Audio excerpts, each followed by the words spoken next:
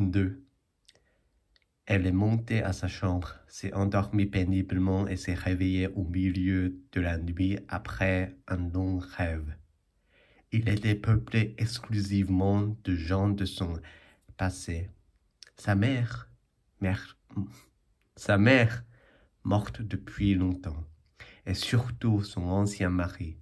Elle n'a pas vu depuis des années, et il n'était pas ressemblant, comme si le metteur en scène de rêve s'était trompé dans le casting. Il était là avec sa sœur, dominatrice et énergique, et sa nouvelle épouse. Elle ne l'a jamais vue.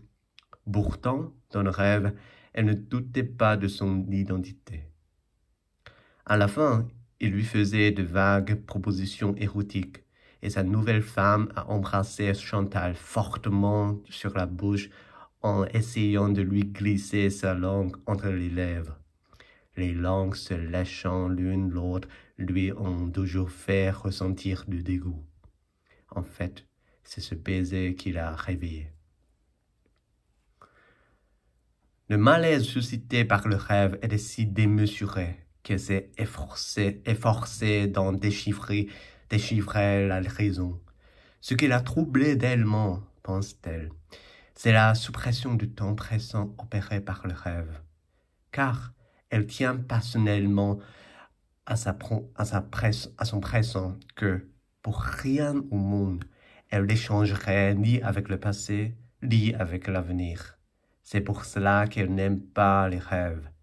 Ils imposent une inacceptable égalité des différentes époques de même vie, une contemporanéité nivelante de tout ce que l'homme n'a jamais vécu.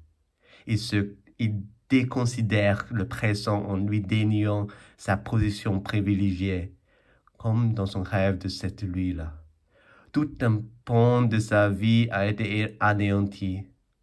Jean-Marc, leur appartement commun, toutes les années qu'ils ont vécues ensemble. À leur place, le passé s'est vautré. Les personnes avec lesquelles elle a depuis longtemps rompu et qui ont essayé de la capturer dans le filet d'une banale séduction sexuelle.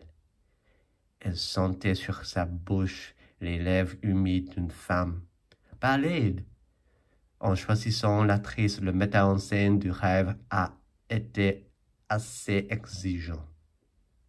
Et cela lui était à tel point désagréable qu'en pleine nuit qu'elle est allée dans la salle de bain pour longuement se laver et se gargariser.